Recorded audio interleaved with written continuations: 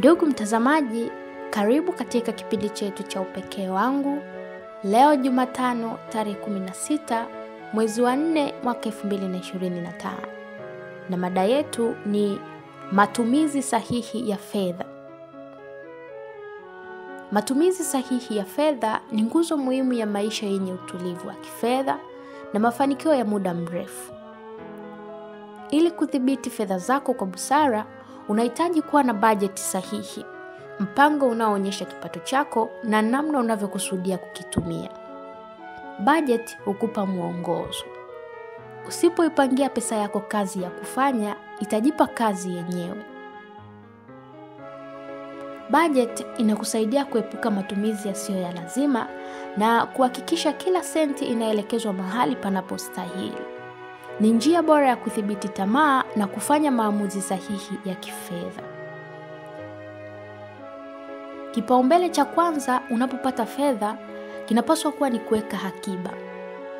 Hata kama ni kiasi kidogo, akiba ni kinga yako dhidi ya dharura na ni njia ya kufanikisha malengo yako ya baadaye.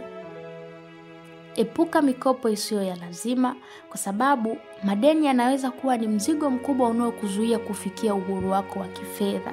Kwa sababu deni lisilo la lazima ni kifungo usichokiona. Kabla ya kununua kitu chochote, jiulize, je, hili ni hitaji la muhimu au ni tamaa ya muda mfupi? Nunua kwa busara, linganisha bei, tafuta ofa na hakikisha unanunua kwa thamani halisi ya fedha zako. Matumizi mazuri sio kuacha kununua, ni kujua ni lini na ni nini cha kununua. Jifunze kuhusu uwekezaji. Badala ya fedha zako kulala bila faida, zitumie kuzalisha fedha nyingine kupitia njia salama na sahihi. Pesa isiyozalisha ni kama mbegu iliyohifadhiwa bila kupandwa. Elimu ya kifedha ni maarifa muhimu, kwani kadiri unavyojifunza na kujiendeleza, ndivyo unavyoimarika katika safari yako na mafanikio ya kifedha. Ndugu mtazamaji, fedha ikitumika kwa hekima huleta furaha na mafanikio.